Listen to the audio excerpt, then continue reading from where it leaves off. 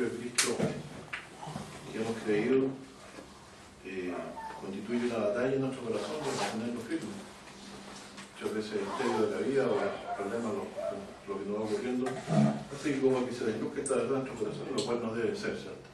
Así que vamos a tratar hoy día, como todos los días, de recordar la buena noticia, y lo vamos a hacer desde el libro de Hebreos, como hemos estado haciendo ciertas referencias a él, donde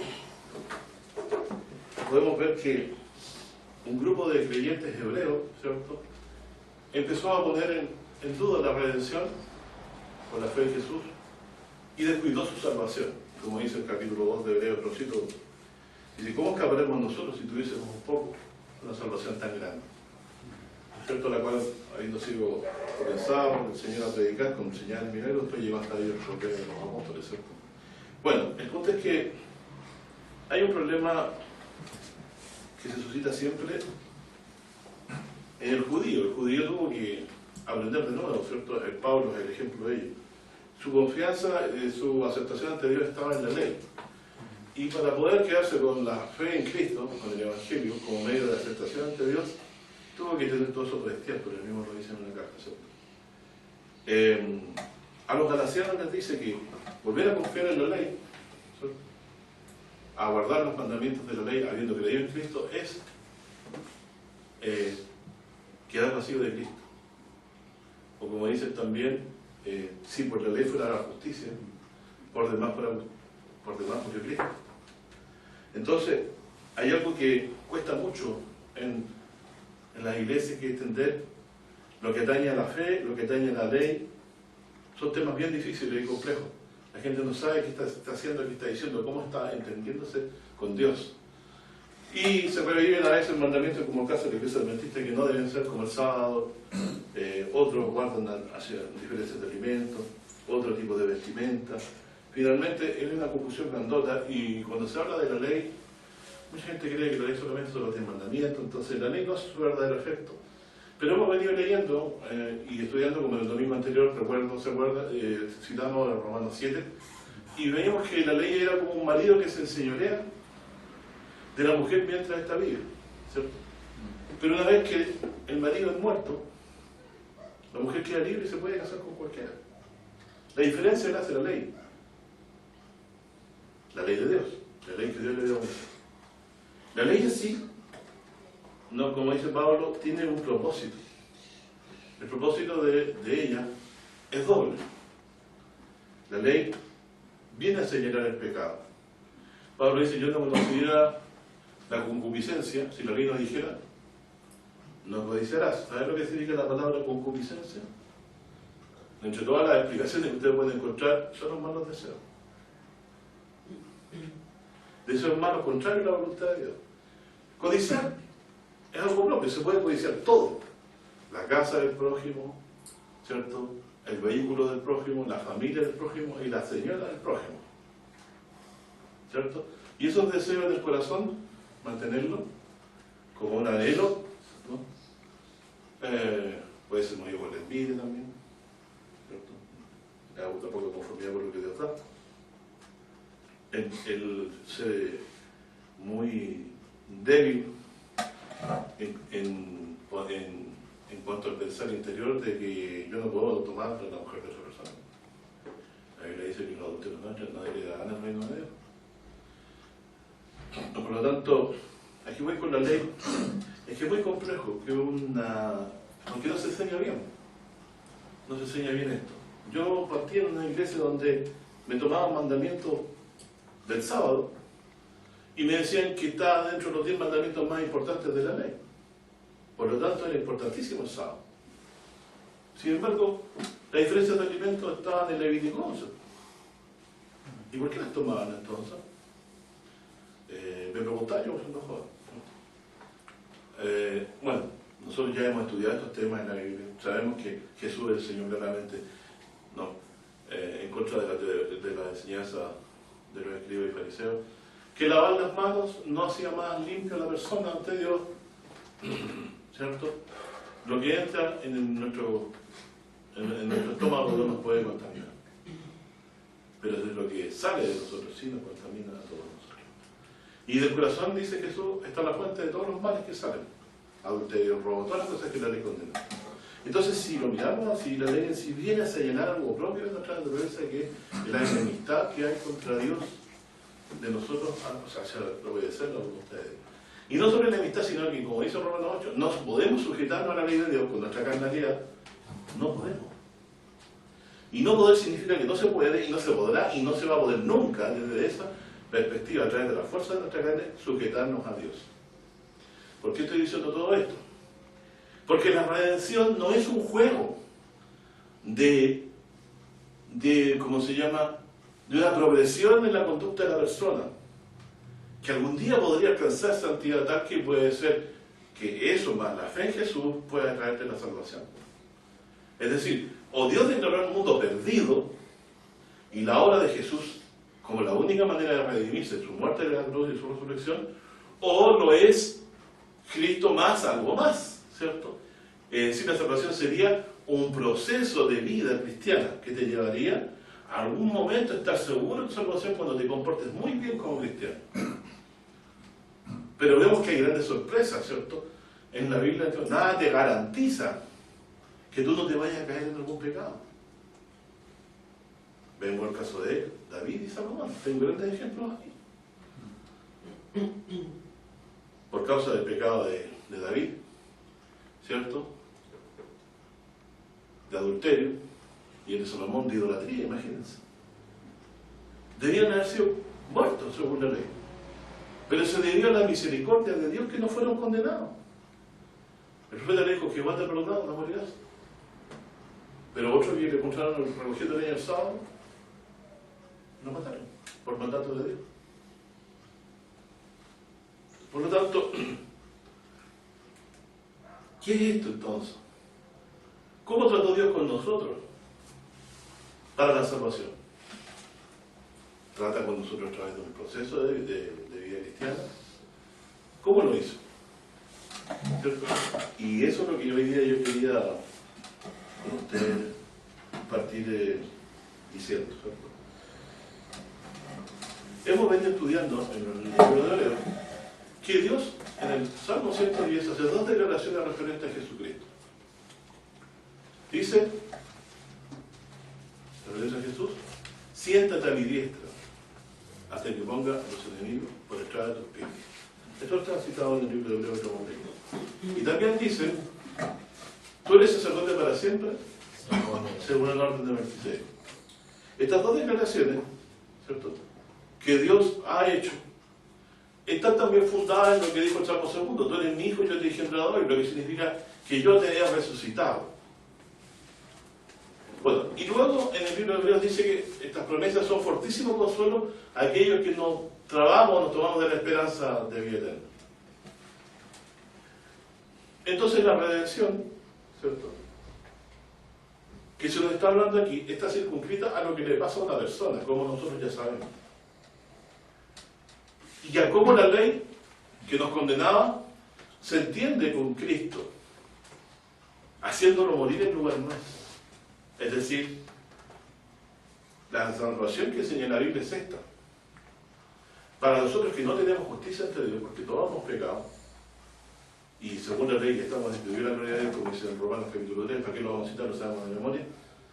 Y me darán perdón. La redención se efectúa una vez. La redención no se está efectuando todos los días de nuestra vida. La redención es algo que Dios ya hizo. Esto es obvio para algunos, pero repetirlo y renovarlo no hace mal. Porque muchas personas piensan que se está juzgando la vida eterna en cada obra que hacen, entendiendo mal el sentido de las buenas obras que tenemos que tener. También no entender bien esto puede llevarte quizás también a vivir a tomar el buen obrar como algo, si quiero lo hago, si quiero no lo hago, también tiene su ciencia esto. Pero yendo al tema de la salvación, ¿cierto?, había un sistema de limpieza de pecados que fue inaugurado por Dios en el Antiguo Testamento, ¿cierto? Sabemos que cada vez que se pecaba, ¿cierto?, había que ofrecer sacrificios, y esto se reguló a través del oficiamiento de la tribu de Leví, ¿cierto?, donde se ofrecieron múltiples sacrificios, ¿cierto?, por los pecados. Para los que quieran pueden encontrar el sacrificio por los pecados, siendo lo más importante el sacrificio de tarde y mañana que se hacía por el pueblo, y el día de la expiación, ¿cierto? El día de la Pascua también, pero el día de la Pascua era distinto. Pero todos los sacrificios eran continuos y se hacían en un santuario, que llegó a ser alguna vez un santuario físico que le vino en el corazón a David a edificar, y Salomón lo aplastó David, pero lo construyó su hijo. Se continúa el sistema de sacrificio en este nuevo templo, y Dios prometió tener su corazón puesto, atento hacia ese templo, de tal manera que se llamó Casa de Oración. El nombre más propio del santuario era Casa de Oración. Mi templo será casa de oración a todas las naciones. O sea, tampoco Dios nunca lo cerró este templo a una adoración solamente del pueblo israelí, sino también era posible gentil adorar a Dios ahí. Y orar, porque ahí Dios tenía atento su oído, Dios escucha todas las cosas, ¿cierto? Pero prometía en ese lugar al que iba ahí, aún oír más atentamente lo que pedía. Por lo tanto, este sistema de sacrificio creó una casta sacerdotal alrededor que se servía de los sacrificios, porque Dios no le dio a ellos heredad de terreno donde vivir. No les dio, como a las otras tribus, a la de Leví, un lugar donde estar, donde poder cultivar, donde tener sus terrenos y cultivar y crear su ganado. Solamente le dio pequeños ejidos donde podían tener sus animales, pero no le dio grandes extensiones, ¿cierto? Como le dio a todas las otras tribus, le dio repartido por cordero. Ustedes pueden leer el repartimiento de la tierra y la escritura, de la tierra prometida. Ellos vivían de los diezmos que Israel traía y de ciertas cosas de la ofrenda que podían ellos quedar para sí. Así que tanto sacerdotes como los escribas, que se hicieron necesarios por causa de que la ley, ¿qué pasa? Los libros se viejan y hay que saber leer, y hay que poder volver a escribir la ley para que las generaciones posteriores la lean. Se creó un sistema, ¿cierto?, custodiado por estos sacerdotes, estos escribas, ¿cierto?, dentro de los cuales estaban también los sectas como los fariseos, que eran muy celosos de la ley, ¿cierto?, no solo de leerla sino de practicarla. Nació una tradición que trataba de interpretar la ley, que terminó abogando la ley, el Talmud de hoy. Finalmente los judíos no creen nada en lo que dice el libro de los 5 primeros libros de la Biblia. Ustedes después lo pueden contratar si tratan de tener algo del Talmud, que es una colección infinita de libros. ¿A qué quiero llegar yo con esto? La obra redentora, ¿cierto?, de Cristo viene a sepultar, ¿cierto?, a sacar de lado y poner de lado un sistema de sacrificios que no quitaba los pecados, porque se repetían los sacrificios. Esa es la gran explicación que da Pablo, o sea, que escribe el libro hebreo. A mí mi impresión me da que es Pablo, ¿cierto?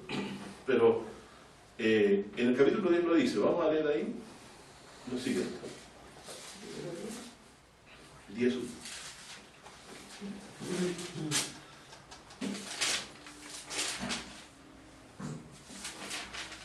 Dice ahí, porque la ley teniendo la sombra de los bienes venideros, fíjense, es decir, la sombra no es la realidad, ¿cierto?, sino que es un ejemplo pequeño de lo que puede ser lo que es mejor. No la imagen misma de las cosas, nunca puede por los mismos sacrificios que se ofrecen continuamente cada año, hacer perfectos, fíjense la palabra, a los que se llegan. ¿Qué significa hacer perfectos? No se acuerda. Miren, la misma respuesta está en el texto. La ley, entonces perdón, la ley que prescribe el sacrificio, ¿cierto?,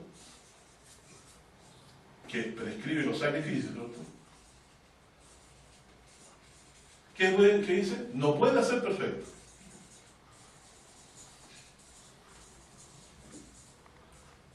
Perfectos, no pueden ser perfectos, ¿cierto? A lo que Se llega. hay lo que lo practican. Llegar se tiene que practicar, ¿cierto? Nunca puede por los mismos sacrificios que se ofrecen continuamente cada año hacer perfectos lo que se llega. Entonces los sacrificios no pueden ser perfectos, ¿cierto?, por medio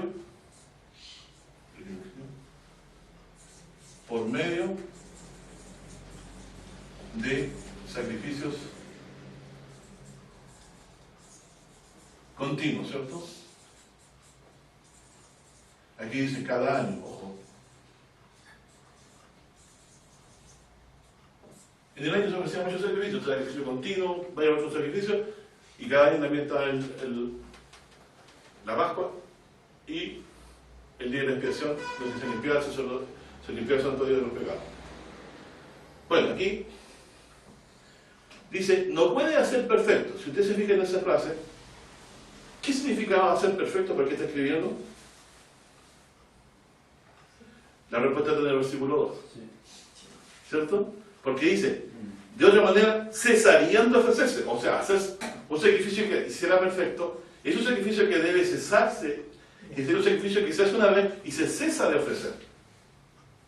Porque si hicieran limpios, no se repetirían.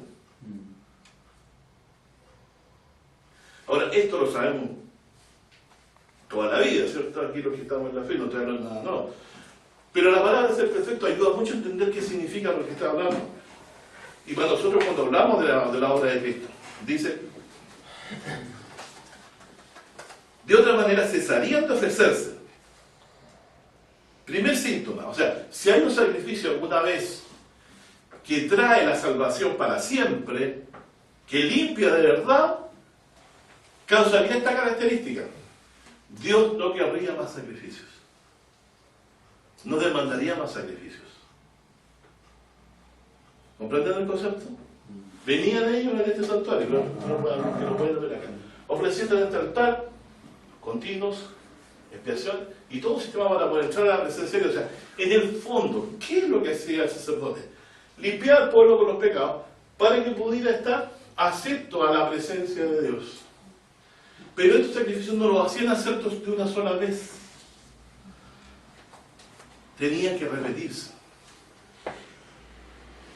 Pero si lo hubiesen hecho, o se pudiesen ser perfectos, el requisito es este. Que los que tributan este culto, ¿cierto? Esta forma de sacrificio, si hubieran sido limpiados de una vez, ¿qué dice aquí? De otra manera, cesarían de ofrecerse, porque los que tributan este culto limpios una vez, no tendrían más conciencia de pecado. Por lo tanto, lo que sí había en Israel era la conciencia de pecado permanente. Pero nosotros somos llevados a un concepto distinto de redención que Dios quería traer en realidad. Que primero, esos sacrificios cesaron de ofrecerse. Esto es lo que Dios quería, ¿cierto? Nuevo pacto, un sacrificio. Esto implica un sacrificio, ¿cierto? Que limpia la conciencia para siempre de los pecados. Y vean ustedes entonces aquí,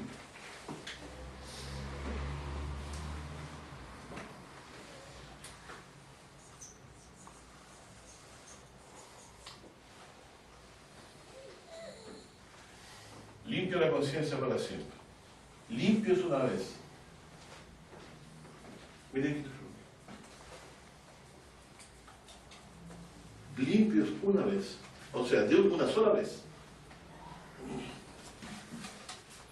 ¿Para cuánto limpios entonces? Para siempre. Entonces, conciencia, o sea, sacrificio limpia conciencia para siempre de los pecados. Y aquí este para siempre se entiende por lo que dice ahí una vez. Para siempre. Por lo tanto, esto es desolador para una congregación. Porque como dijo por ahí una persona que yo sigo en el internet, un blasfemo en cuanto a la fe, dijo, los cristianos se quedaron detenidos en la muerte y resurrección de Jesús. Porque lo ve como el tipo, ¿cómo se llama? Toda base de la educación universitaria está basada en la forma de pensar griega de los primeros filósofos que se levantaron en la iglesia. Esa es la columna de la sabiduría para ellos. La fe tendría que tener una progresión. Pero nosotros nos quedamos detenidos en una verdad. Y no avanzamos más. ¿Comprenden el concepto? Nosotros estamos detenidos en un hecho que ocurrió.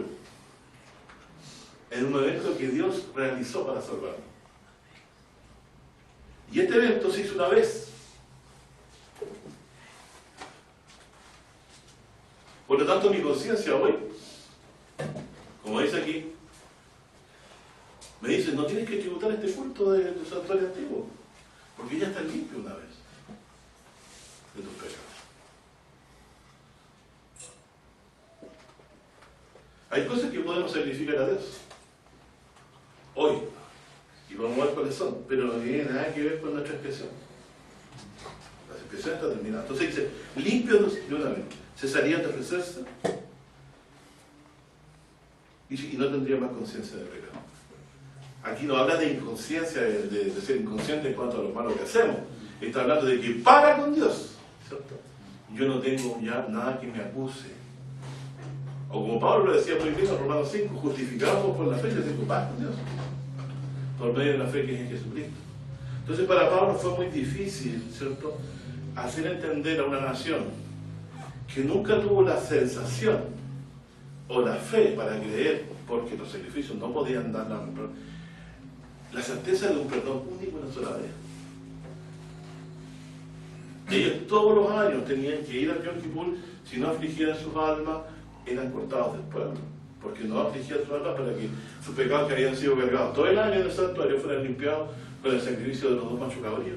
O sea, un macho cabrío que era para expiación y el otro que se soltaba, ¿cierto?, a hacerlo en el desierto, ¿cierto?, para que muriera ahí en el desierto. Dios alejaba de esa forma los pecados y quedaban en el olvido, pero una vez al año. Dios aquí dice que en Cristo Jesús el sacrificio realizado por Él fue hecho una vez, se detuvo el mundo en un instante de tiempo.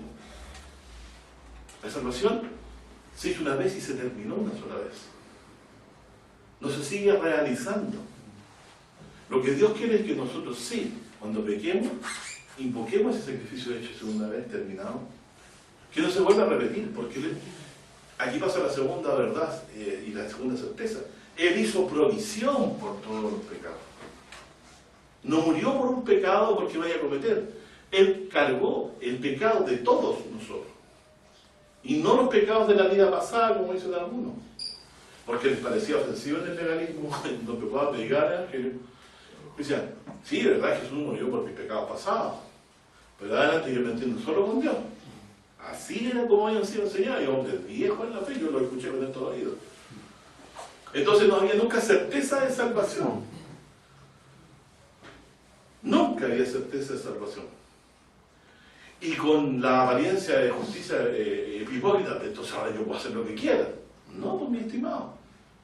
La Biblia dice, el que cubre sus pecados no prosperará. Más que los confiese y se aparta, ¿qué pasa con él? Alcanzar la misericordia. Entonces tú no puedes hacer una vida disfrutadora. Tienes que ir limpiándose la sangre de Cristo.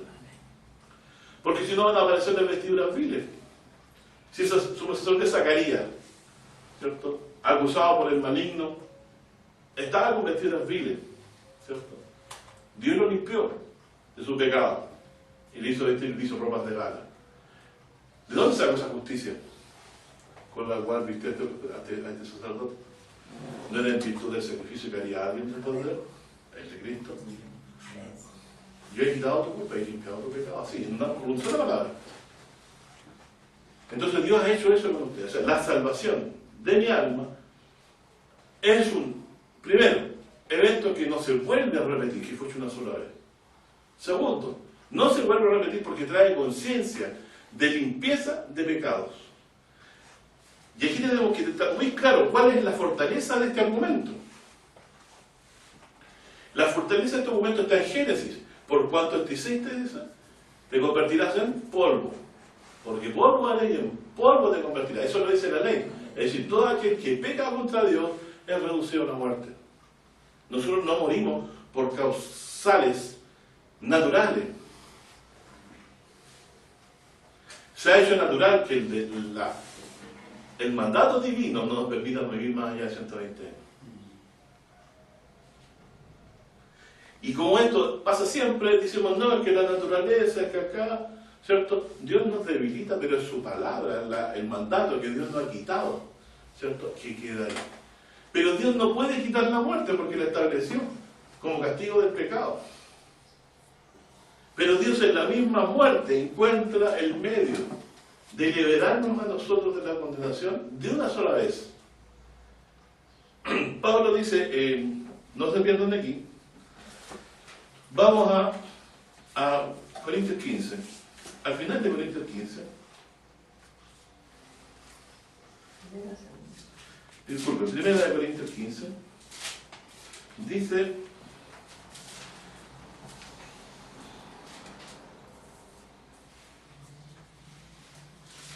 vamos a fijarnos en otro pasaje aquí muy cortito.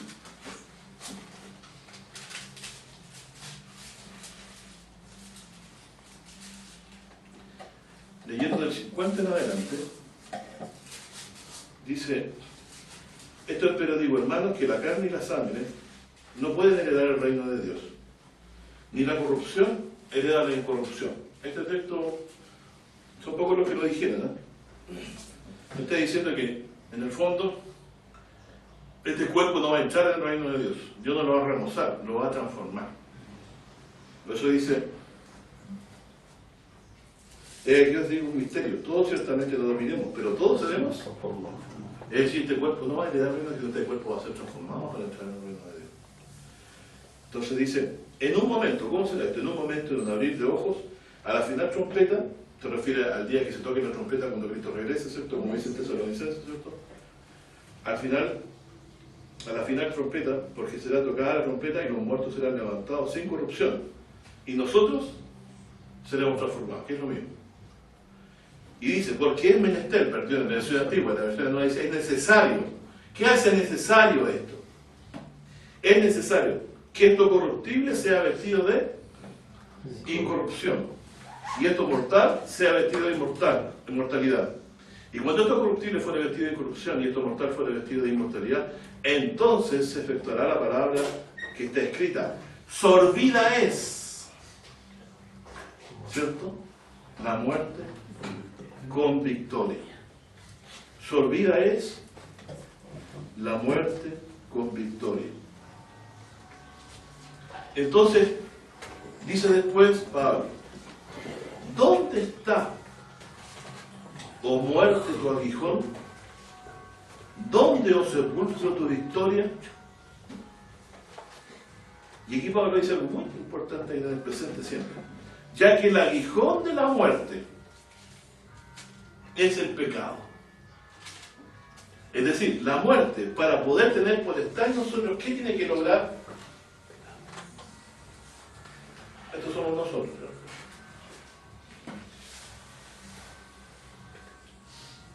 ¿no? Un aguijón, ¿cierto? Detallemos. Ya que el aguijón de la muerte es el pecado. Este aguijón, ¿cierto? Con lo que nos hiere, con lo que nos inocula la muerte, ¿cierto? Es el, ¿qué dice aquí? El pecado. Entonces este aguijón es el pecado, ¿cierto? Pero el pecado viene, ¿qué propósito tiene traer el pecado? La muerte. La muerte se sirve del pecado, ¿cierto? ¿Para qué?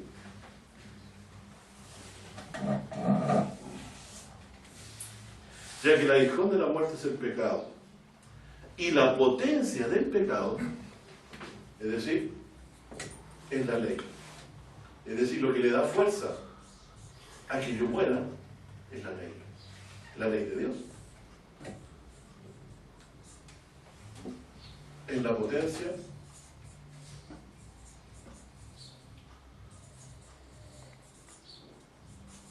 Lo que hace mortífero el pecado es la ley. Y la ley no es mala. Es santa, justa y buena. Pero si la ley no condenara a morir al pecador, ¿podría el pecado condenarlo? No. Es la ley de Dios la que nos condena de pecado y le da el poder a la muerte sobre nosotros. La ley de Dios, por lo tanto, presta potestad a la muerte y al pecado para condenarlo. Porque Dios ha condenado al pecado con muerte. Entonces, no se debe la muerte a otra cosa sino a la potestad que Dios ha dado a la ley de condenarnos. Y eso es lo que está diciendo volvamos ahora a Hebreo.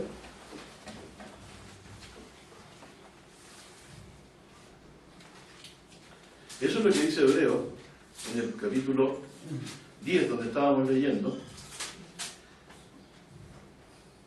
¿Qué es lo que debiera el sacrificio que se hace una vez lograr en nosotros? O sea, yo debiera quedar libre de una vez, porque la muerte y el sacrificio de estos animales debieran quitar los pecados de una vez, pero no lo pueden hacer, por eso se repiten cada año. Entonces, esta imperfección del sacrificio señalaba también que vendría algún momento en que esto se perfeccionara. Y de hecho, justo en el momento en que el Mesías aparece, Dios tiene declaraciones como la siguiente: sacerdote eres para siempre, según el orden de Melquisedec. La pregunta es, si es sacerdote no de Aarón, sino de Melquisedec, un sacerdote que existía antes de Aarón, mucho más antiguo, tal que Abraham diezmó a él. La pregunta sería, ¿este sacerdote de Melquisedec qué tipo de sacrificio ofrece? ¿Son los mismos que ofrecía Aarón continuamente cada año o son distintos? ¿Son mejores los sacrificios de Melquisedec? ¿Qué ofreció Jesús? No se olviden que Jesús, cuando penetró los cielos y llegó a la presencia de Dios, lo hizo fundamentado en la promesa de que él era un sacerdote eterno, para siempre, según el orden de Melquisedec. ¿Y por qué eterno? Porque Dios lo resucitó para no morir más, por cuanto él dio su vida por nosotros. Y la ley, que era la que nos condenaba, ¿cierto?, de nuestros pecados, Pablo nos dice aquí, ¿cierto?, que si el sacrificio no se repite, yo tengo una conciencia limpia de pecado para siempre. Lo cual no implica que yo deba confesar mis pecados y luchar contra el pecado que me habita. Tengo que seguir señalándolo como pecado. El problema es cuando yo digo que no es pecado. Ahí es donde empieza el problema, que no existe, como algunos por ahí encontraron ese error, ¿cierto?, grande, y lo han tomado como buena noticia incluso. Dice aquí, entonces, cerrando un poco la idea de lo que quiero plantear, que la Biblia está diciendo, en el fondo no es una idea personal, no estamos aquí para ideas personales, ¿cierto? Es palabra de Dios. Entonces, verso 3 dice, hablando de los sacrificios de animales, empero en estos sacrificios cada año se hace conmemoración de los pecados, ¿cierto? Eso se refiere al día de la expresión. Dice, haréis, dice, afligiréis vuestras almas, dice, refiriéndose al día de la expresión. O sea, afligir alma significa recordar en su corazón, con el corazón amargo, todo lo que hizo en el seno. ¿Usted llamaba a eso en la iglesia, maestro? A hacer conmemoración de sus pecados, como lo hacían el día de expresión en el judío? ¿Cómo? No. Porque el sacrificio de Dios que él ha ofrecido a su hijo, su mismo hijo, es tan perfecto que limpió todos nuestros pecados. El juicio del mundo se ha hecho en la cruz. Eso es lo que dirime si yo soy salvo. Por eso Jesús decía que el que en él no creía ya es condenado. O sea, no está diciendo, mira, espérate a ver qué pasa de aquí a 2 años más, cuando yo venga ahí voy a tener la certeza de cuál es tu veredicto. Te dice que tú ya eres condenado. Eso te lo asegura. Por el contrario, al que cree en Jesucristo le dice, al que cree en mí tiene vida eterna, yo la resucitaré, le da la certeza de lo que yo no resucitaré el día postrero. ¿Qué fundamento da esta base para hablar así a Cristo? Lo que acabamos de decir, de que Dios ha traído un mejor sacrificio, que no se repite, que se ha terminado, y Dios lo ha hecho de esta forma. ¿Quién me condenaba a muerte a mí? La ley. ¿Qué tomó Jesús? Tomó mi condenación y la cargó sobre sí. Y Él murió por mí. La ley permitía eso, que un inocente o otro ser pudiera tomar mi lugar. Y si a algunos les parece que eso no calza para aplicárselo a los hombres, ven lo que pasó en el Antiguo Testamento. ¿Se acuerdan que lo vimos de Saúl? Fueron acogidos por los pecados de Saúl y los ahorcaron en lugar del pecado, del que cometió el pecado de Saúl, y así la ira de Dios se ¿cómo se llama? Se aplacó. Es decir, otro puede ocupar para pagar los pecados de otro, según la ley de Dios. Y eso es lo que hizo Jesucristo. Entonces, la obra redentora se circunscribe a un evento de tiempo único, no un proceso de salvación que se alarga durante nuestra vida. Todo lo necesario para redimirme, Dios ya lo ha hecho. Cargó los pecados de su Hijo Jesucristo. Él murió, trajo un nuevo pacto, según el orden de Melquisedec. Se sentó a la diestra de Dios para interceder en favor nuestro, no en contra nuestra, en favor. Dice que también intercede por nosotros, dice Romanos 8 al final, ¿cierto? Así como murió, resucitó, también intercede por nosotros. Así que, fíjense, ley antigua, sacrificio que no quita nuestros pecados. Una conciencia no limpia de una vez. No basta, todo lo contrario, sacrificio hecho una sola vez, sacrificio que trae una conciencia limpia de pecado, porque Dios se olvida de los pecados. Y eso dice en Hebreos 10, 3, donde leímos recién, empero en los sacrificios cada año se hace conmemoración de los pecados, porque la sangre de los toros y de los machos cabríos no puede quitar los pecados. Por lo cual, entrando en el mundo, dice, sacrificio y presente no quisiste, más me represte el cuerpo. Holocaustos y expiaciones por el pecado no te agradaron. Entonces dije, heme aquí en la cabecera del libro está escrito de mí, para que haga Dios tu voluntad. Diciendo arriba, sacrificio y presente y holocaustos y expiaciones por el pecado no quisiste, ni te agradaron, las cuales cosas se ofrecen según la ley. Y entonces dijo, heme aquí para que haga Dios tu voluntad. Quítalo primero para establecer lo postrero, en la cual voluntad somos santificados por la ofrenda del cuerpo de Jesucristo, hecha una sola vez. Si había de morir por los pecados del mundo una sola vez, ¿usted cree que habría dejado fuera de Dios algún pecado nuestro? Si no, tendría que ofrecerse otra vez, y otra vez, y otra vez. Entonces, hay provisión para el perdón de nuestros pecados. ¿Sabes lo que es provisión? Es como cuando yo tengo en un almacén y tengo ahí el alimento. Lo único que tengo que ir a hacer ahí, con mi traje, pedirlo. Pedirlo. Con un corazón arrepentido.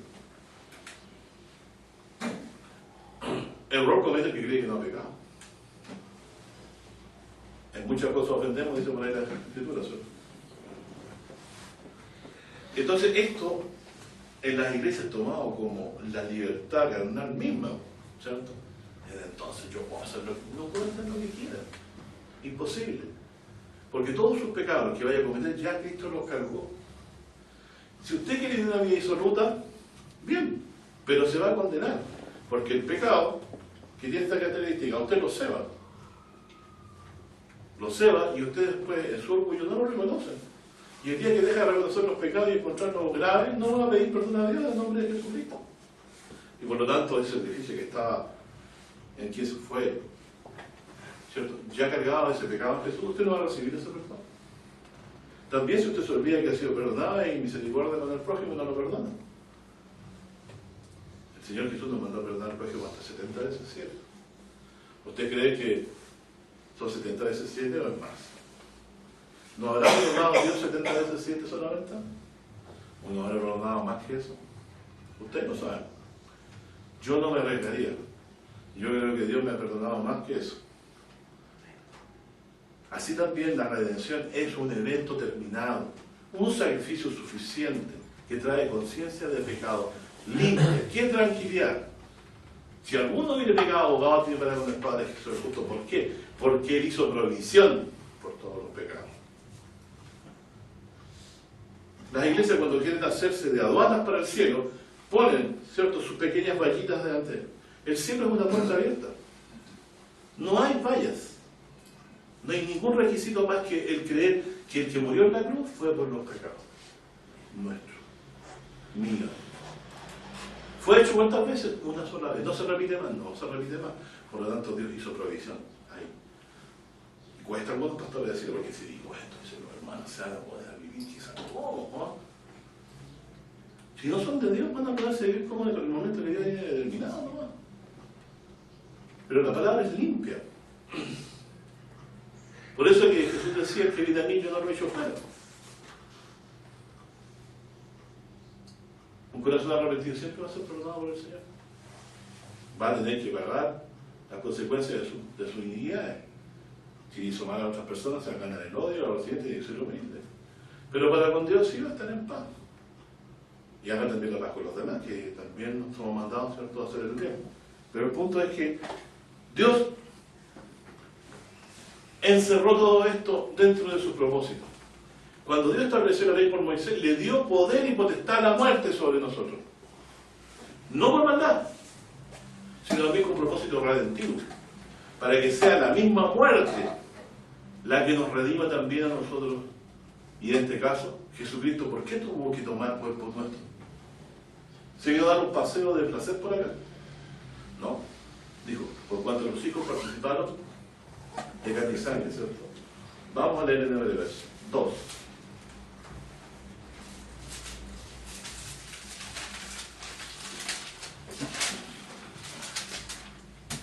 Verso 2. Porque el que santifica, es Jesús, y los que son santificados, nosotros, de uno son todos, por lo cual no se avergüenza de llamarlos hermanos. ¿Se acuerdan cuando estudiamos que Jesús nos consideraba a su hermano? Ahí está. Diciendo, anunciaré a mis hermanos tu nombre, y en medio de la congregación te alabaré. Y otra vez, yo confiaré en él, y otra vez, y yo y los hijos que me dio Dios. Así que por cuanto los hijos de Dios, nosotros, ¿cierto?, hermanos de Cristo, por lo tanto, participaron de carne y sangre, él también participó de lo mismo. ¿Con qué propósito? ¿Curiosidad? ¿Quizás un tour por el mundo, saber lo que era ser humano? No. Dice, participó de lo mismo para destruir por la muerte, es decir, para tenerle un cuerpo físico que ofrecer a la muerte en lugar nuestro para pagar los pecados. ¿Cierto? Participó de lo mismo para destruir por la muerte. ¿Qué se tiene? ¿Qué muerte? La de él. Al que tenía el imperio de la muerte se sabe el diablo. ¿Por qué el diablo tenía el imperio de la muerte? El imperio de la muerte del diablo es muy claro. Tengo la ley de Dios, si lo hago infringir cualquiera de estos mandamientos, están condenados. Acuérdense, ¿por qué pecado quería Satán que cometiera Job?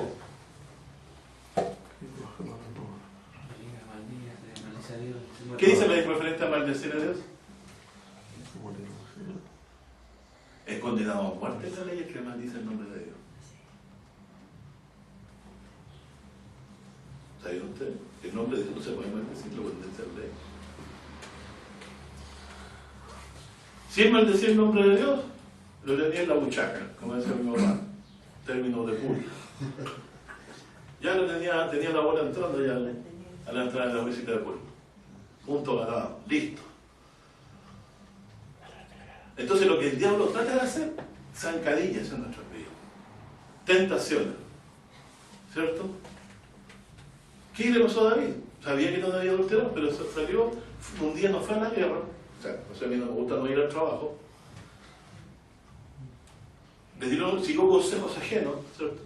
Y se dio un paseo por arriba, por la terraza, y vio a la mujer, y en vez de decir, Señor, perdóname este pensamiento, consintió. Y se desarrolló toda esta otra tontería, es como una novela, ¿cierto? Matar a otra persona para quedarse con una mujer. Y todo ese tiempo una dureza que nos abrió los ojos. E incluso cuando el profeta le dijo, mira, ese hombre tenía una única ovejita y el de al lado tenía más, pero cuando vieron los amigos, sacrificó la del pobre. Claro.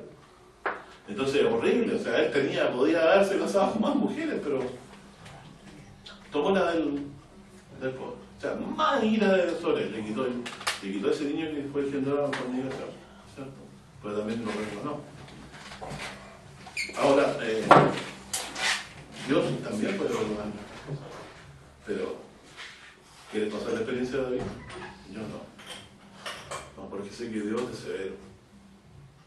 le costó después?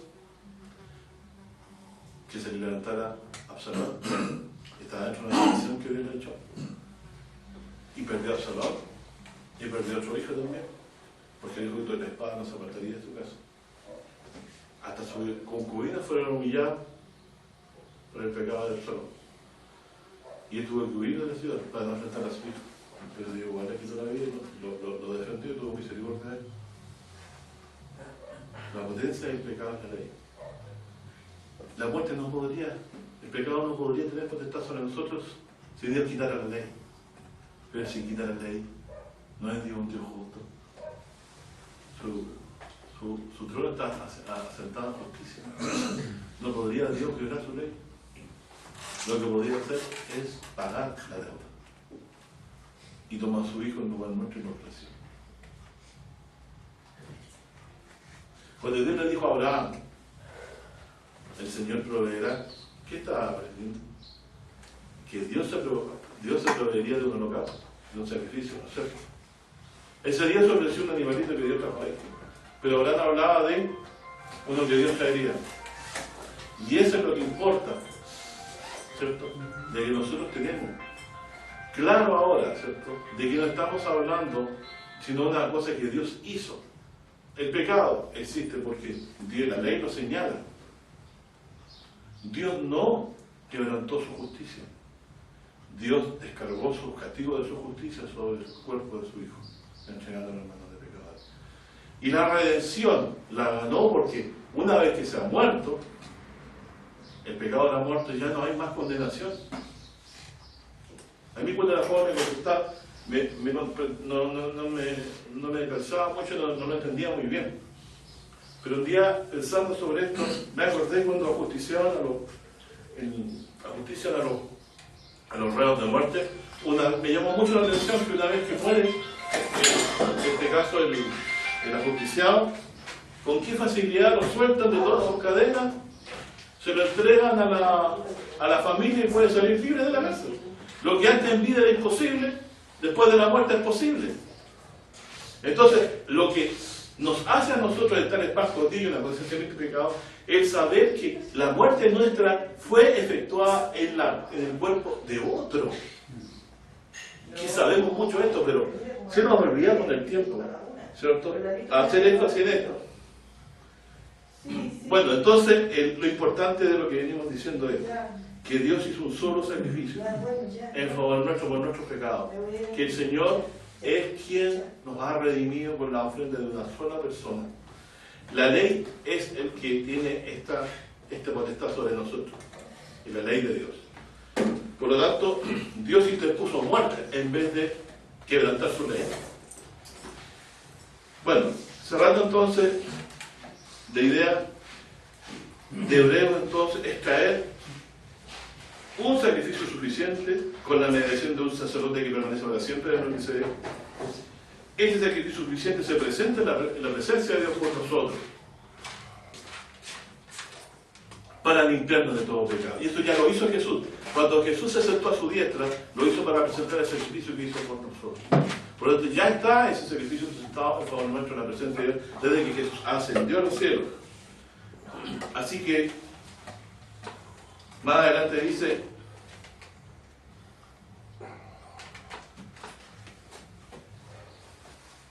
verso 12, 11 y 12, del 10, 11 y 12. Así que todo sacerdote se presenta cada día ministrando y ofreciendo muchas veces los mismos sacrificios que nunca pueden quitar los pecados, lo que decíamos al principio. Pero esto habiendo ofrecido por los pecados un solo sacrificio, para siempre está sentado a la diestra de Dios, esperando lo que resta, hasta que sus enemigos sean puestos por estrado a sus pies. Porque con una sola ofrenda hizo perfectos para siempre a los santificados. Es decir, que esta sola ofrenda es la que está mencionada al principio, dice. Verso 2. De otra manera cesarían de ofrecerse porque los que tributan este culto limpios una vez no tendrían más conciencia de pecado. Entonces, como el sacrificio es único, la conciencia queda limpia para siempre. Entonces, sacrificio limpio la conciencia para siempre, como hay una escritura. ¿Qué quiere decir? ¿No entendiéndolo mal? que yo tengo paz con Dios a través de Jesucristo. Si he pecado, no puedo limpiar la sangre de Él, sabiendo que se ha hecho revisión y me para todo pecado. Y bueno, estoy en paz con Él a través de Jesucristo. Por eso que en el Salmo 110 dice, en el Salmo 40, perdón, vamos a leer un poquito el Salmo 40, que está citado aquí en el libro de Dios. Salmo 40, cerrando ya la idea.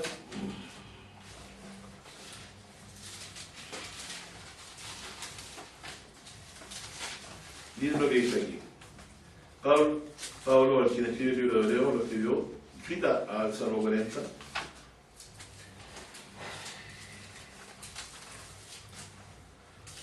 Este Salmo nunca debe olvidarse, no, porque habla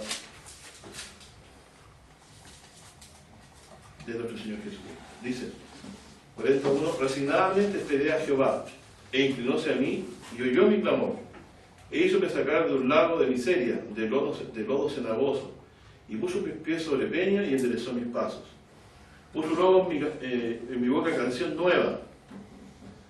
Muchos hermanos no entienden lo que quiere decir canción nueva. Quiere decir que no, que las alabanzas de los hermanos son muy antiguas, entonces hay que cantar canciones más modernas. Así lo entienden los jóvenes. No, esto es sobre la experiencia de la salvación que han recibido. ¿Cierto? Por eso quiero una canción nueva. Dice, verá esto muchos y temerán, y esperarán en Jehová. Es decir, lo que Él va a hablar es algo que va a hacer que los demás confíen en Dios.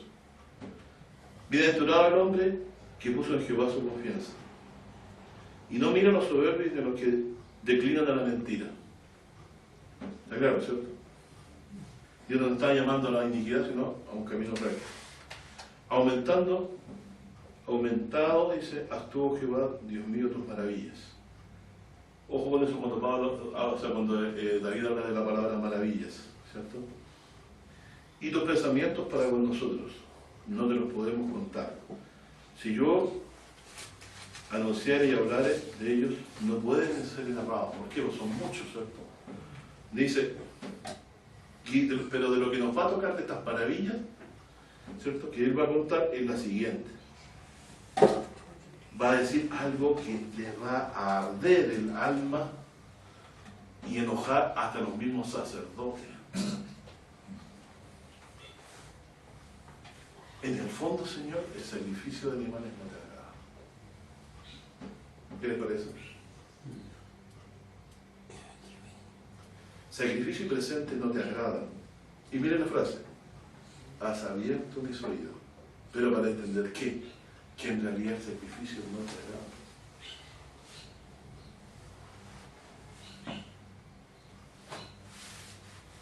Sacrificio y presente no te agrada. Has abierto mis oídos para poder entender esto. Holocausto y expiación no has demandado. Miren qué interesante.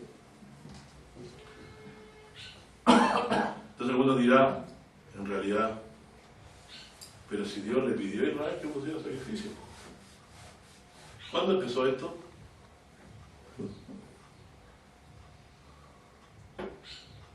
Es verdad que Dios normó a Israel los sacrificios, cómo hacerlo. Pero esto se ofrecía de antes.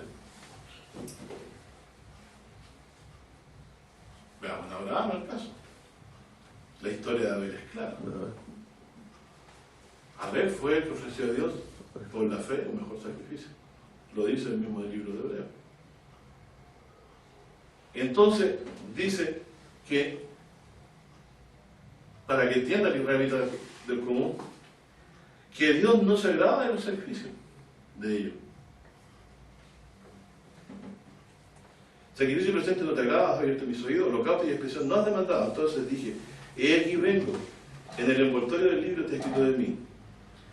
Aquí la traducción nuestra no está tan perfecta como la Septuaginta, debería decir, el hacer tu voluntad de Dios me ha agradado, debería decir, para hacer de Dios tu voluntad. Porque aquí al decir, el hacer tu voluntad me ha agradado, debería entenderse en el fondo, Señor, yo vengo a cumplir esto de que no te agradan los sacrificios. Aquí está mi cuerpo para traer el verdadero sacrificio. Como dice el libro de Hebreos, dice, sacrificio presente es lo que hiciste, más me apropiaste el cuerpo. Y dice, en el verso 9 del 10 de dice, heme aquí para que haga Dios tu voluntad. Es decir, esta traducción que tenemos nosotros debiera entenderse, el hacer tu voluntad me ha agradado, no quiere decir yo amo para guardar tu ley. Debe traducirse que eso es lo que quiere decir, yo vengo a hacer, Señor, tu voluntad. ¿Cuál es la voluntad de Dios? Que ya no se ofrezcan más sacrificios, Señor holocausto. Dios ha preparado un mejor sacrificio. El hacer tu voluntad, Dios mío, me ha agradado, tu ley está en medio de mis entrañas. Anunciado es justicia de la gran congregación, he aquí no detuve mis labios, Jehová tú lo sabes, no encubrí tu justicia dentro de mi corazón, tu verdad y tu salvación he dicho, no oculté tu misericordia y tu verdad en grande concurso. Bueno, entonces aquí está claramente que misericordia podría estar ocultando él aquí, si está hablando de hacer su voluntad, no, esta voluntad de que Dios trae a alguien que le apropia cuerpo para ofrecerse por nosotros. Entonces cuando aquí dice, más me apropiaste el cuerpo, está hablando de la encarnación de Jesucristo. Siguen mis estimados hermanos, la redención, ¿cierto? Proveía un sacrificio a alguien que vendría a tomar cuerpo para ofrecerse por nosotros. Y Jesús eso mismo, dice, tomó carne y sangre para redimir los que estaban bajo la condenación de la muerte. Por lo tanto, cerrando la idea, ¿cierto? Es por eso que nosotros podemos decir ahora que como no hay limpio por un solo sacrificio suficiente, nosotros podemos decir, volviendo a Hebreo 10, dice, versículo 15, que como testigo del Espíritu Santo dice la misma cosa, citándose, dice, verso 16, 10, 16, este es el pacto que haré con ellos, citando a Jeremías, ¿cierto? 31 dice, daré mis leyes, ¿dónde? 31, 33, ¿cierto? De Jeremías, daré mis leyes en sus corazones y en sus almas las escribiré. Añade, nunca más me acordaré de sus pecados e iniquidades, pues donde hay remisión de esto no hay ofrenda por el pecado. Es decir, el verdadero convertido a Cristo, Dios ha escrito en su alma su ley. ¿Por qué? ¿En cómo se la ha escrito? Y aquí es donde muchos fallan en entender este pasaje, y cuesta porque no es tan fácil de entender. El propósito de la ley, ¿cuál es? Amar a Dios de todo corazón, ¿cierto? Y el nuevo pacto nos hace amar a Dios, pero de una forma muy singular. Nos hace amar a Dios creyendo que Él dio a su Hijo por nosotros. Y el Evangelio dice, ¿cierto? La declaración de San Juan es evidente, que de tal manera nos amó, que ha dado a su Hijo unigénito, para que todo aquel que en él cree no se pierda, no tenga vida eterna. Por lo tanto, usted llega a amar a Dios no por las observancias legales que usted realiza, sino porque cree que este amor de Dios es cierto, porque dio a su propio Hijo para pagar por el cuerpo de él la muerte suya. Y de ahí salen todos los mandamientos cristianos posteriores. Si Dios nos ha amado así, debemos también amarnos los unos a los otros. Por lo tanto, el amor de Dios es escrito en el alma cuando nosotros creemos al Evangelio. Y eso es recibir la ley en el corazón. Fíjense que lo que la ley de Moisés no pudo, el Evangelio sí pudo. Nos pudo convertir en nuestro corazón y llevarnos a amar a Dios. Por lo tanto, ahora nosotros le amamos a Él porque nos amó primero. Y envió a su Hijo en propiciación por nuestros pecados. Así que la redención, mis estimados hermanos, es hecha una sola vez porque el Hijo de Dios se ofreció una sola vez por los pecados, se hizo provisión, Dios cargó en el pecado de todos nosotros, provisión eterna de todos nuestros pecados. Eterna en el sentido de que desde siempre estaba ofrecida, pero para siempre en el sentido de que no hay pecado que quedó fuera del sacrificio de Jesucristo. Se hizo una sola vez, por lo tanto la conciencia que tenemos es limpia, en paz con Dios. No se repite porque es suficiente. Y en este nuevo pacto que hemos entrado no hay más conciencia de pecado. Pero si a uno de ustedes le quedara duda a esto, vayamos a Romanos 8, vamos a leer Romanos 8 y Romanos 7, 2 versículos y terminamos.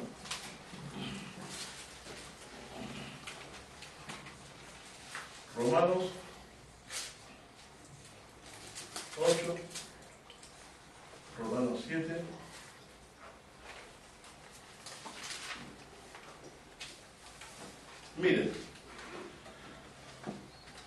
¿Se recuerda que Jesús habló, cuando hablaba con los discípulos una oportunidad, dijo, ahora es el juicio de este mundo? Ahora el príncipe de este mundo se le echó afuera, refiriéndose al diablo. ¿Cómo podía estarse haciendo el juicio del mundo en ese tiempo, en ese momento? Veamos. En Romanos 8 dije entonces,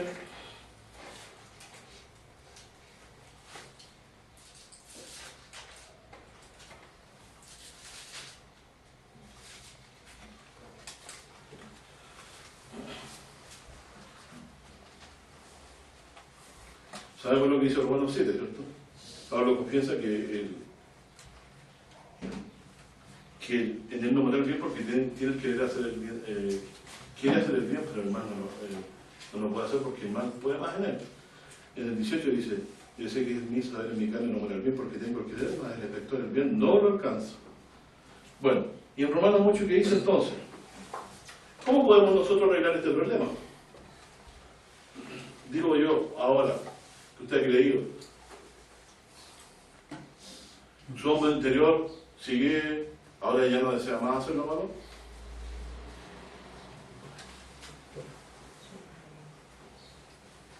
¿Qué dice usted? ¿Usted no desea más hacer lo malo? ¿Todos los que se proponen hacer el bien lo alcanzan? ¿Qué pasa entonces? Porque muchos piensan que la redención es algo que Dios hace en tu corazón. Lo mejor que Dios podría hacer es quitar el mal de nuestra alma, como dice la Iglesia Católica, que Dios habría, con su gracia, ¿cierto?, atenuado el viejo hombre de nosotros. Pablo aquí está confesando que no, que tiene que querer, pero el efecto no lo alcanza. Aunque Pablo tuvo una conducta ejemplar, pero él confiesa esto. ¿Qué es lo que entonces quiere decir? Si consideramos también todo lo dicho en Romanos 7, dice, Dios pudo haber tratado de esto, haber venido a nuestro corazón, habernos cambiado completo por dentro, haber sacado a este viejo hombre. Pero Dios no hizo eso. Fíjense, hizo otra cosa. Tomó los pecados suyos y los cargó en otra persona y los declaró muertos. Y lo dejó con la misma carnalidad en su corazón. ¿No les parece sorprendente? Ahora, para ello está también dio el Espíritu para que batalle contra la carne, ¿cierto? Y en vez de habernos quitado el mal de un viaje, no, lo dejó. Nos dio el Espíritu para que nos ayude a batallar contra el pecado que nos habita, para llevarnos a la fe, pero para quitarnos la condenación, para liberarnos de la muerte y de la condenación eterna, cargó los pecados de otro, hizo morir a otro. Usted está vivo porque otro tocó otro lugar en la cruz. Y aquí dice, 8.1, ahora pues ninguna condenación hay para los que están en Cristo Jesús. Los que están no conforme a la carne, sino conforme al Espíritu. Entonces, ya, porque yo no estoy condenado ahora porque tengo el Espíritu Santo. David no tenía 7 veces más o 100 veces más el Espíritu Santo que nosotros y adulteró igual. El Espíritu de Dios no te hace inmune contra el pecado. Solamente puede convencerte de pecado y guiarte a lo bueno. Pero no te hace inmune. Aquí está diciendo, ¿por qué no hay ninguna condenación para los que están en Jesucristo? No es porque tu vida santa haya mejorado o hayas sido una persona impecable. Obviamente tu vida va a cambiar, va a ser distinta, pero siempre, acuérdate de David, acuérdate de Salomón, acuérdate de todos los del Antiguo Testamento que tuvieron pecado. El mismo Elías decía, después de haber derramado fuego del cielo y haber consumido el holocausto y haber sido convertido todo el pueblo, dijo, basta Señor, no soy mejor que mis padres. El mismo confesor que era pecador. Y no un pecador perverso, sino un hombre que tenía debilidades, aunque era un hombre temeroso de Dios, ejemplo por lo demás, tenía pecado. Entonces, Dios no hizo eso. Dios no te quitó la maldad de ancho, te la dejó y te puso el Espíritu de Dios que batalla contra él. Pero para tratar con tu pecado, ¿qué hizo? Tomó tu pecado e hizo que otro muriera en tu lugar. Y aquí dice, por lo tanto, ¿por qué no hay condenación para el que anda conforme al Espíritu de Dios, para los que están en Cristo? Dice, porque la ley, fíjense, del Espíritu de vida en Cristo Jesús me ha libertado de la ley del pecado y de la muerte. ¿Cuál es esta ley del Espíritu de vida? ¿Cómo me ha libertado del pecado y de la muerte? Si yo veo que el pecado sigue en mí. Dice lo siguiente, porque lo que era imposible a la ley. ¿Qué es lo que era imposible a la ley?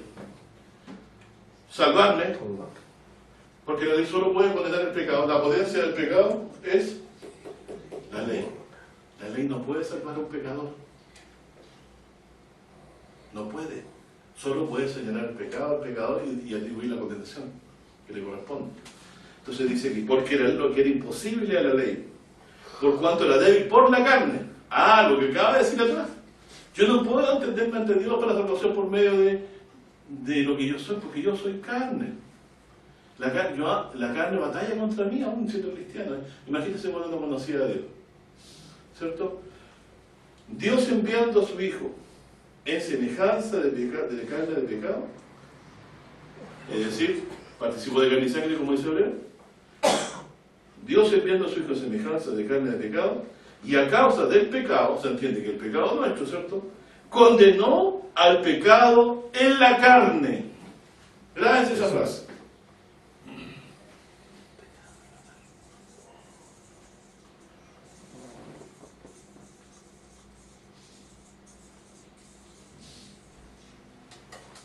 ¿En qué carne? En la de Cristo. La ley tenía que condenarme a mí, pero Dios lo condenó a Jesús en mi lugar. ¿Se fijan entonces por qué el Padre lo abandonó? Porque tenía que morir. Dios había hecho responsable a su Hijo de las culpas nuestras. ¿Qué? ¿Lo sabemos? Sí. Pero eso prueba claramente que el sacrificio se hizo una sola vez por los pecados y que no se repite. Y por eso trajo como consecuencia, ¿no?, que todo lo que dijo Isaías, ¿para qué la multitud de vuestros sacrificios? Dice. ¿Qué pedía Dios? Un corazón arrepentido. ¿Comprenden? Así que el juicio del mundo ha sido llevado a cabo en el cuerpo de Cristo. Dios ha dado muerte a todos los pecadores en el cuerpo de otro, Jesús. Por lo tanto, el sacrificio, la obra redentora, el juicio final de nuestras vidas se llevó a cabo en la cruz. Si usted cree en esto, no es condenado y va a ser librado y resucitado en el día postrero. ¿Puede la ley condenar y dejar en la tumba a alguien cuyos pecados otro pagó? ¿Usted va a ser levantado por eso? No, bien, piensa en el poder que tiene Cristo para levantarlo. Pero el rey no puede dejar en la tumba a alguien que no tiene pecado ante Dios. Si Dios justifica, ¿quién condenará? Pero, ¿qué moneda de pago ofrece Dios a la ley que él mismo puso? La muerte de su propio Hijo. Dios es el que justifica, pero ¿quién? Con la muerte de su Hijo. ¿Quién condenará? Así que la salvación no es algo que tenga que terminarse de hacer, ya se hizo, consumado fue. Todo está terminado en Jesús. Terminó su trabajo, Él dio su vida. Dios condenó el pecado en la carne, no en la mía, en la de Jesús, y eso se hizo una sola vez. ¿Por qué porfía la gente creyendo que puede lo que está haciendo ahora ser sumado a la obra de Jesucristo? ¿Tienen temor de que todo sea tan maravilloso, que sea tan grande y que no haya que hacer nada? Es por eso que a veces se desprecia. Pero recuerden, el poder de la ley, del pecado en la ley. Dios satisfizo la ley condenando nuestros pecados en la carne. ¿La carne de quién? De Jesús. Por lo tanto, usted ya para la ley está muerto. Para la justicia de Dios está muerto. Y como dice Romanos 7, y con eso terminamos, cerramos la idea, dice 7.1. Ignoráis, hermanos, porque hablo con los que saben ley, que la ley se enseñorea del hombre de tanto que vive. Se refiere a todos los que conocen la ley de Moisés, ¿cierto? A una mujer, ¿te acuerdas que a Jesús le preguntaron sobre si se podía repudiar a la mujer? Jesús dice que no, salvo se podía repudiar solamente por motivos de fornicación. Él conocía la ley. Entonces aquí dice, y que Dios lo sobrellevó por sus debilidades, no. En Romanos, entonces dice, la ley se enseñorea. ¿Qué quiere decir que se enseñorea? Está tomando el término del Antiguo Testamento del Génesis. Él se enseñoreará de ti. Así como la mujer quedó bajo el señorío del varón por causa de que, como dice, por cuanto desiste obedeció la voz de la serpiente, así también todo hombre, de la misma forma, está bajo el señorío de la ley, mientras él vive. Pero dice, ¿no?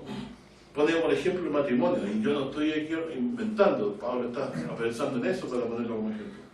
Porque la mujer está sujeta a su marido mientras el marido vive. Recuerda de Génesis, él será tu señor. ¿Cierto? Porque la mujer está sujeta al marido mientras el marido vive, está obligada a la ley. Más muerto el marido, mira lo que pasa, muerto el marido, es libre de la ley del marido. ¿Qué quiere decir esto? Que ella puede volverse a casar. No está sujeta a ese hombre.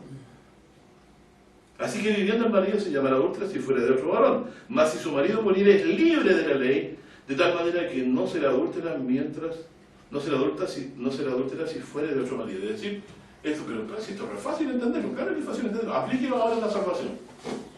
La ley me puede condenar mientras yo estoy vivo. Pero si estoy muerto, para la ley, ya no. Para la ley entonces estoy vivo o estoy muerto. Muerto porque creí en Jesucristo. Pablo dice, con Cristo estoy justamente glorificado. Y digo, no, ya yo, vive Cristo en mí. O sea, es una nueva vida. La carne sigue ahí, pero nosotros vivimos conforme allá a principios que del reino venidero. Ya salvado como una obra suficiente de un servicio que no se repite y que trae perdón de los pecados, de una sola vez. Y una conciencia limpia. Entonces dice, así también vosotros, hermanos, estáis muertos a la ley por el cuerpo de Cristo. ¿Dónde floreció ese cuerpo? En la cruz. Para que seáis de otro, a saber del que resucitó de los muertos, a fin de que fructifiquemos a Dios. O sea, el marido ahora de la iglesia, ¿cuál es? Jesucristo. Seáis de otro. Ese es el otro marido, Jesús. Entonces ahora en la casa, nuestra mente no debe estar dos maridos, no está Moisés y Cristo. Este es Cristo. Cristo es el que es el marido de la casa, es el marido de la iglesia. Bien, yo lo dejo aquí. Muertos estamos. Entonces, estamos muertos en el cuerpo de Cristo. Muertos en el cuerpo de Cristo. Así que bueno, conclusión, ya lo he dicho, la redención no es sino algo que Dios hizo enteramente con nosotros a través de Jesús. Algo terminado, suficiente. La ley te has creído y te considera muerto a la ley. Porque dice que Dios ha cargado. ¿Qué es lo que Dios puede hacer? Por la ley condenarte, pero si Él quiere que otro muera en tu lugar, para la ley tú ya estás muerto. Y esto es lo que llamamos nosotros limpiarse y lavar las vestiduras, al confesar nuestro pecado y pedir perdón siempre nuestro pecado, llamamos esto lavar y limpiar las vestiduras en la sangre del Cordero. Así que la gran tribulación que estamos viviendo en estos días, ¿cierto?, que va a ser cada vez más, la venida que estuvimos más dura se va a ir haciendo. Lo único que nos permitirá tener paz con Dios es confiar que ese sacrificio fue suficiente hecho una vez. Que hoy puedo con confianza pedir perdón para ser limpiado, porque yo fui muerto con Cristo en su cuerpo. Condenó Dios a nuestro pecado en la carne de Cristo. Por eso cuando Cristo murió, también yo morí con Él. Y la vida que tengo ahora es distinta para Dios. Vivo como un vivo de entre los muertos, como alguien que resucitaba para Dios por la fe. Y algún día será esto una realidad de nosotros. Amén. Eso es la novedad del Espíritu. Amén, Señor. Pero ¿qué hace la iglesia? Lamentablemente, no digo todo, hay muchas que son muy amadas de Dios. Convierten la redención y la iglesia en una aduana. Hay ciertas cositas aquí que usted aquí no nos puede aprender, hermano, porque en esas partes no se la van a enseñar. Entonces estas cositas que son la parte del Evangelio es la que le trae la certeza que dice usted se va a salvar. No, aquí la redención Dios la ha hecho completa. Pablo dice, la potencia del pecado de la ley. Dios tomó tu pecado y trasladó a Jesús. Por eso se llama Cordero, porque llegaba el pecado del mundo, Cordero del sacrificio. Esa obra acabó, no hay más conciencia de pecado. Es decir, entendamos bien esto. Cuando yo pido perdón, tengo la certeza de que Dios se olvidó.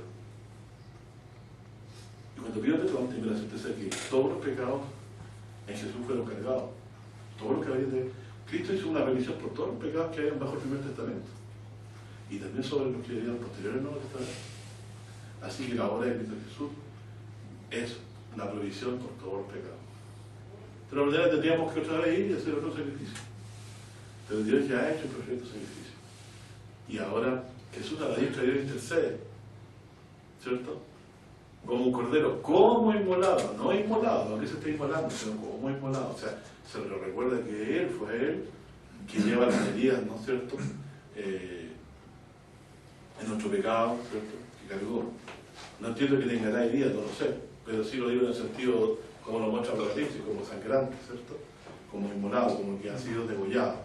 Pero está vivo, y eso es lo extraño. Un cordero que se muestra ahí tiene 7 ojos. Es un cordero distinto. Este cordero se le muestra como que está fue ofrecido, tiene las huellas quizás, como lo ve Juan. Claro, que llevó las culpas, que fue degollado, seguramente un corte en el cuello, una cosa así, pero vivo. Y llega a la presencia de Dios vivo, ¿cierto? Y recibe la honra y la gloria. Digno es el cordero de la honra, gloria y alabanza. Bendito sea el nombre del Señor por esta salvación tan grande que nos ha dado Jesucristo. Amén.